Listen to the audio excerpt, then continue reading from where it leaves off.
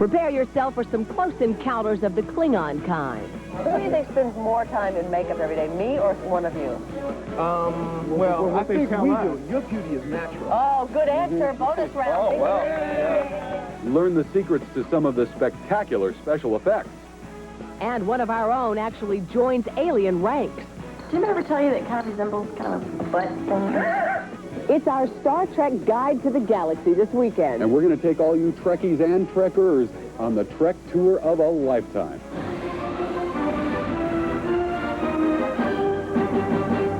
Hi, everybody. I think you'll be glad you're spending the next hour with us because we do have something special for you. I'm Lisa Gibbons. And I'm Bob Goen. Welcome to Entertainment Tonight this weekend. We're on the set of the movie Star Trek Generations. You can see they're in production right now behind us, blocking out a scene. And over the next hour, we're going to take you on a complete, no-holds-barred, all-access tour of the Star Trek universe. It's going to be fun. You know, the huge Star Trek world encompasses movies and television and merchandising and, of course, a huge international fan following as well. And we're going to take you on a Trekkie tour, an exclusive behind-the-scenes look at the latest addition to the Star Trek universe.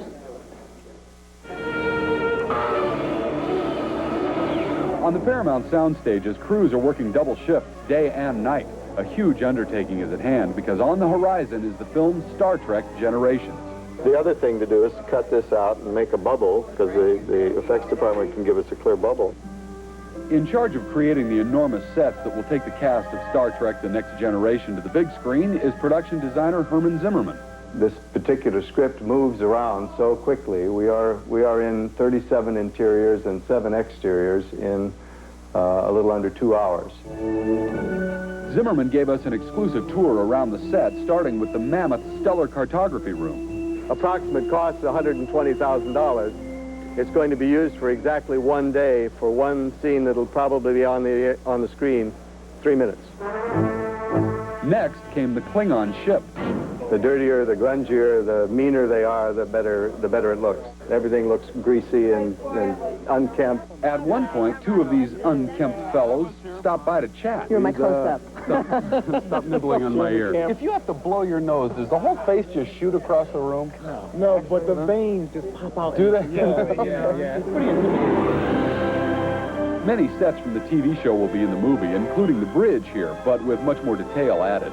When you view something on a 19-inch diagonal screen, it's very forgiving of detail, but when you see it on a 30-foot high, 70-foot wide CinemaScope screen, you really need the detail. Star Trek is really an interesting vision of the future, and Starship Commander Patrick Stewart says it's a vision based on optimism. It tells us there's going to be a future, and that although the whole universe will not be improved, but in this solar system, we've actually finally got it right.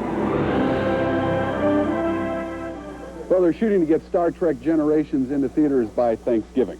This move to the big screen. I think my pants are on fire. This represents a transition to the movies, of course, for a lot of the cast members from the TV series Star Trek The Next Generation. And just as the original crew and of the Starship Enterprise before them, the movie universe picks up where the TV galaxy leaves off.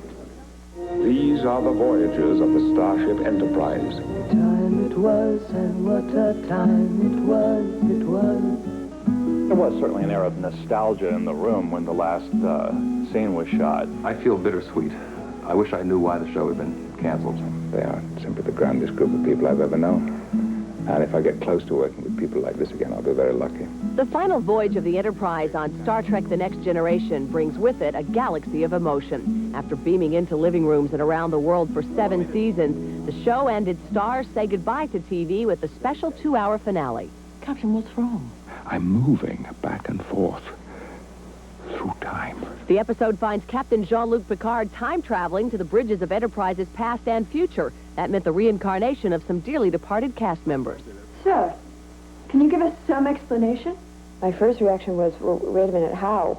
You know, it was all a dream. I was in the shower or something, you know? And the premature aging of others, including Commander Riker himself, Jonathan Frakes. I should be so lucky. Look, it's the only guy who got older and grew more hair. But Jonathan doesn't have a lot of natural wrinkles. Yes, Mike! Did you get that? And we got little hair pieces that are going to fill in here, and fill in here, and then I've got my little freckle machine. We made it. This is actually the next day. I had a feeling you weren't going to listen to me. Stand by. But despite this quantum leaping through space and time, some things remain the same, like the snug spaceware crew member Marina Sirtis has spent 7 seasons squeezing into. One of the things you have to be on Star Trek is uncomfortable in your costume. It adds character. This is the industrial strength Starfleet regulation brassiere. My second favorite item, the men's support briefs. Because of course the men can't have a VPL, visible panty line. And I'm sure if you ask any of my fellow actors, they'd all say they wanted an extra large. But I believe that you are the finest crew in Starfleet.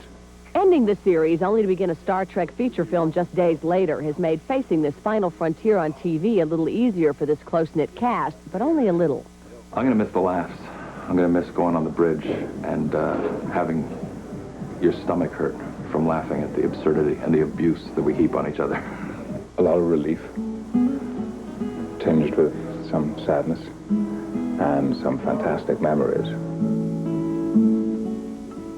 That final 2-hour episode of the series, Star Trek The Next Generation, will begin airing in syndication the week of Monday, May 23rd. All right, now stay with us, because when we come back, we're going to do a little time traveling through the years of the Star Trek universe. The inconsistencies are so compounded as to present a seemingly impossible phenomenon. The phenomenon began nearly 30 years ago. Quite illogical, but highly successful. A look back when we return.